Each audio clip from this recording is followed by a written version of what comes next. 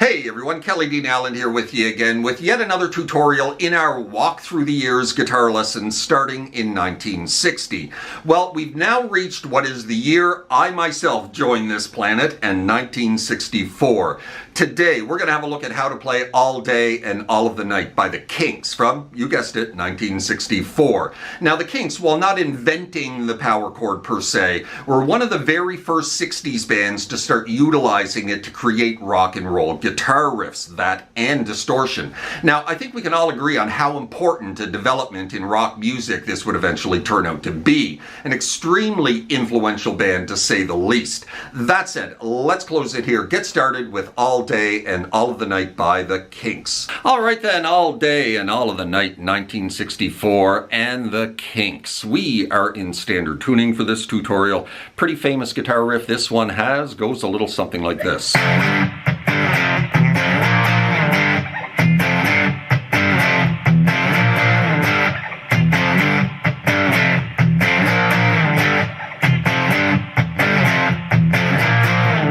However, everybody on YouTube is teaching it wrong for some reason. I've watched like 5 or 6 tutorials for this one, not to learn it, but to to check on what others are teaching. And they're all teaching it the same way, and they're all teaching it wrong, and some pretty big names as well. This part here. When we move up here to this B flat major bar chord, right? They're all hitting it 3 times when it's actually only supposed to be hit twice. And the third beat that I think everyone's hearing is actually a slide back to G, right? Right? Right? Everybody's hearing 3 beats of this. But it's actually only 2.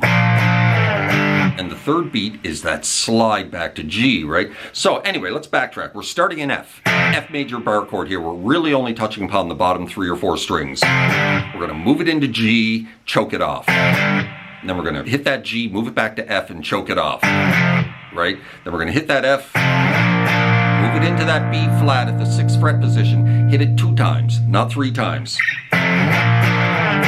And then you get that slide back to G, right? Choke that off and repeat.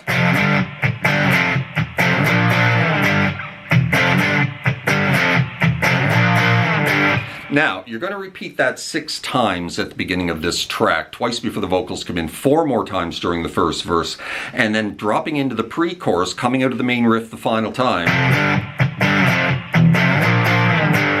Right, we're finishing in G. We're going to hit that G a few times and then move it right back into the B flat.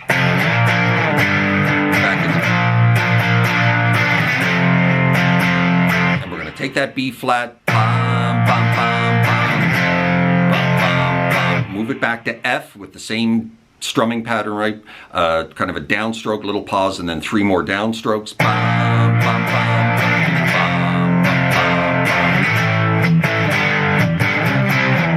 And then we're going to move the whole riff into A, right? Kind of the tail end of the main riff, but now in A. So we're going to move it into A, back it up to G, slide it into C, and then back to A, but only once.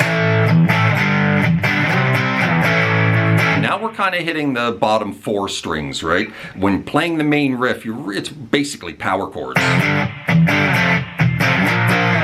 You know, you're getting down to that G string a little bit, but what you're really hearing is the bottom 3. But when you get into the pre-chorus, you can really hear that major 3rd, right?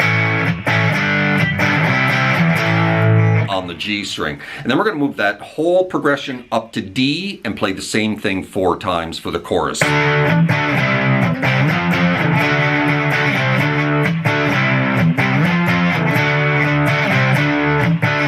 So we're now at the 10th fret position, same chord, little major chord, right? Back it up to C, slide it into F, and then back to D again. And before repeating, quick little jog back to that C, back into D.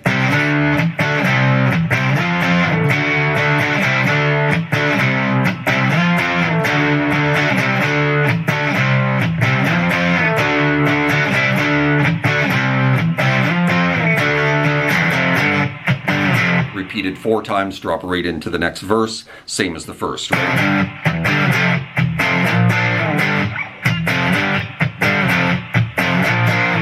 Repeated 4 times, drop into another pre-chorus. F, back to A, back to the D.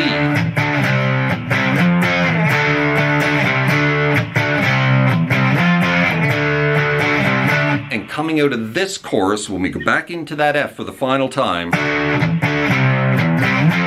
just let it ring for about 2 bars, and then hit it twice. Back it up to D, let it ring, and then we drop into the crazy little chaotic guitar solo that this one has. Goes a little something like this.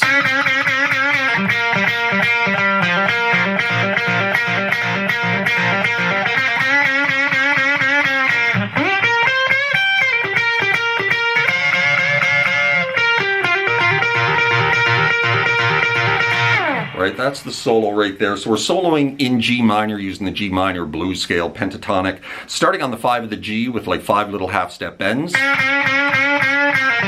Then you're going to finally release it back to the natural note at 5, pull it off to 3, grab the 5 of the D, back to the 3 of the G. And then you're going to do a little back and forth here between those 2 notes, the 3 of the G and the 5 of the D, about 3 times. And then the third time you go back to that 5 of the D, you're going to pick it twice off to 3 of the D, hammer right back onto 5, and then catch the 3 of the G on the upstroke. And then you repeat that twice, that hammer on from 3 to 5, catching that 3 of the G on the upstroke.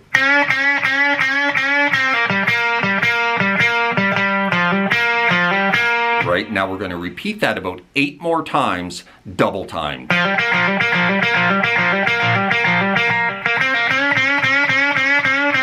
And then finish with kind of the same way we started, right? So coming off of that, right, repeated about 8 times, we're going to go 3, 5, 3, with a little pull off from 5 to 3, and then 5 more little half step bends of that 5, release it back to the natural note, and then off to 3. Right, and that's the first half of the solo. So let's recap that nice and slow.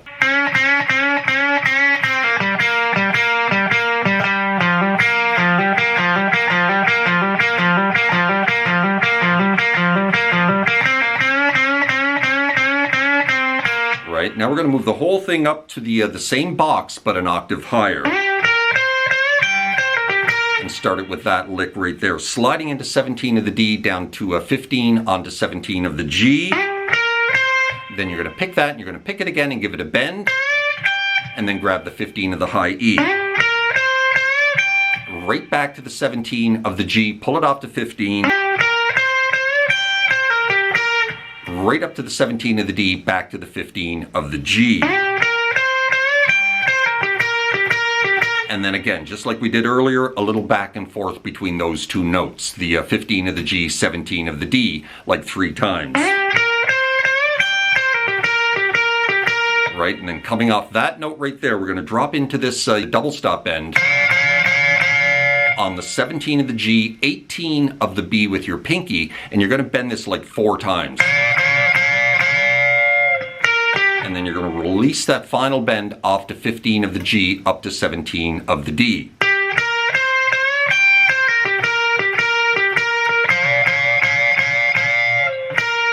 Right, and then we just drop right back into that little looping lick again. About 8 times. Now hammering on 15 to 17 of the D, catching the 15 of the G on the upstroke. Right, and that just drops right into the next verse. So that is the second half of the solo.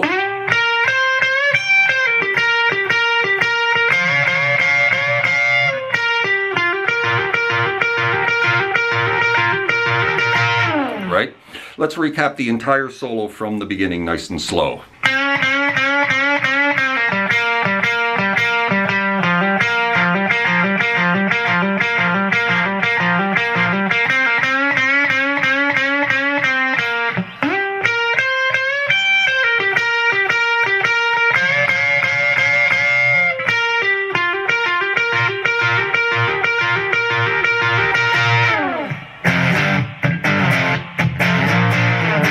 right? And there you go, right into another verse chorus, which we've already learned.